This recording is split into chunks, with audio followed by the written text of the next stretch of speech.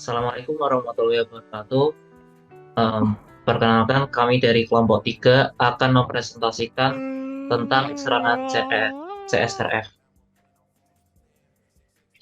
Sebelumnya, berikut adalah anggota dari kelompok 3, yaitu yang pertama Muhammad Firdaus Maati, kemudian Yuda Nugraha Adiputra, dan Mas Kevan Arya, dan saya sendiri Ivan Tegar Prakoso, dan juga Alfarisi Asistia Ulhaq.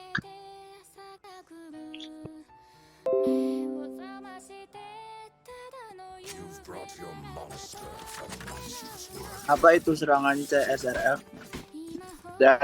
CSRF adalah sebuah serangan yang membuat pengguna internet tanpa sadar mengirimkan request atau permintaan kepada suatu aplikasi atau website melalui aplikasi website yang sedang digunakan, sehingga aplikasi tersebut mengeksekusi suatu tindakan yang sebenarnya tidak dihendaki oleh pengguna internet.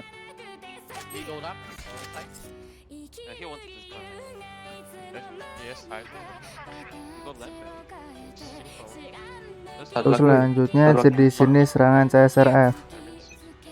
Yang pertama ada Store, yaitu jenis cross-site request forgery. Yang pertama adalah Store. Jenis ini menggunakan aplikasi website sebagai media untuk mendistribusikan exploit URL tersebut.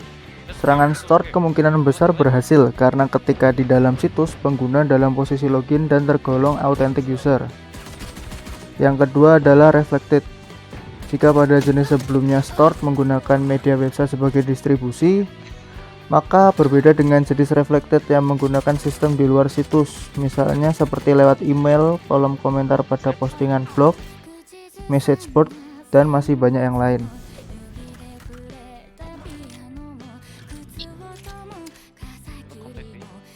Tools yang digunakan oleh kami adalah Kali Linux dan DVWA. Kali Linux sendiri merupakan sebuah sistem operasi berbasis Debian Linux yang cukup mudah digunakan oleh pemula. Bahkan, Kali Linux ini bisa digunakan oleh distro yang lain yang masih turunan dari Kali Linux Debian, seperti Ubuntu, Blackboard. Sedangkan DVWA yang kepanjangan dari Damn Vulnerable Web Application adalah sebuah aplikasi web PHP atau MySQL yang sangat rentan terhadap berbagai serangan keamanan cyber. DVWA digunakan untuk pelatihan web, pen tester, dan profesional cyber security. Cara kerja serangan CSRF. Serangan CSRF mengeksploitasi kerentanan dalam aplikasi web jika tidak dapat membedakan antara permintaan yang dibuat oleh pengguna individu dan permintaan yang dibuat oleh pengguna tanpa persetujuan mereka. Pertama, pengguna dan server akan mengkonfirmasi session ID dari halaman website yang sedang dikunjungi. Kedua, pelaku akan mengirim phishing berbentuk pesan atau teks untuk meyakinkan pengguna agar mengklik exploit URL yang dicantumkan di sana.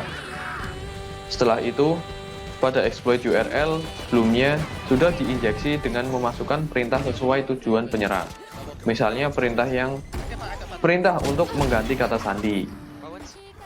Lalu keempat, apabila URL diklik, kemudian password akan berubah secara otomatis dan ketika pengguna logout dari situs tersebut, maka tidak bisa login lagi karena sandi sudah diganti oleh pelaku.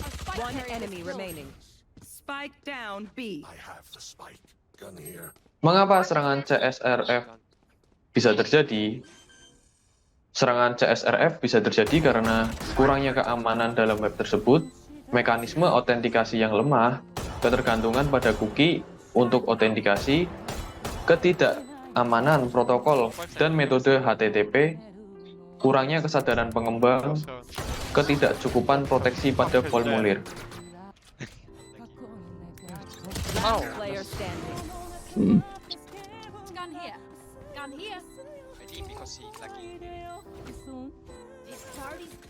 Ya, Cok.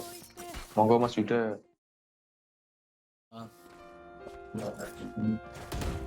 Waalaikumsalam. Untuk kali ini kita Teach me some new bytewords. simulasi tentang CSRF yang pertama, yaitu yang dilakukan kita men-CD DWA-nya dulu, kita masuk ke DWA-nya dulu, terus masuk di DWA.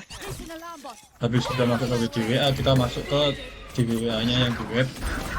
Jangan lupa untuk setting security DWA-nya di low dan ke CSRF.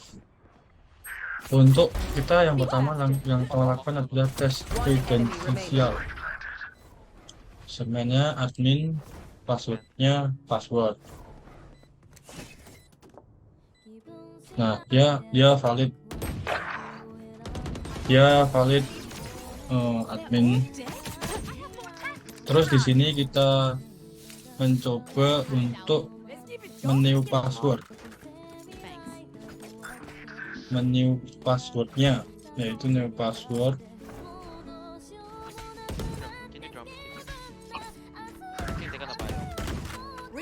Continue password change. Nah, di sini ada tulisannya ada notif untuk passwordnya telah terganti, dan di sini juga di URL-nya juga terganti dari password unsort new adalah new password dan password confi adalah new password. Dan kita mentes kredensialnya lagi menggunakan password baru yaitu new password. Nah, dia valid password untuk admin. Nah, si CSRF ini sifatnya seperti ini. Kayak misalnya kita mengganti new passwordnya dari sini, kita kembalikan lagi dengan password yang sama, misal password dan password juga pilih di sini. Bentar. Nah, di sini dia akan muncul notif password change dan kita mengetes tes kredensialnya lagi menggunakan password yang telah diganti menjadi password lagi. Nah, dia akan valid password for admin. Sekian simulasi serangan CSRF dari saya. Jika ada kesalahan mohon dimaafkan. Wassalamualaikum warahmatullahi wabarakatuh. Setelah kita praktik tentang serangan CSRF itu, kemudian berikut adalah strategi kita untuk melindungi dari serangan CSRF. Yang pertama, secret validation token. Cara yang pertama adalah menggunakan secret validation token. Token ini bekerja dengan cara mengirimkan informasi tambahan setiap ada pengiriman data ke server. Informasi tersebut bersifat nilai acak yang sudah diatur oleh aplikasi web tersebut.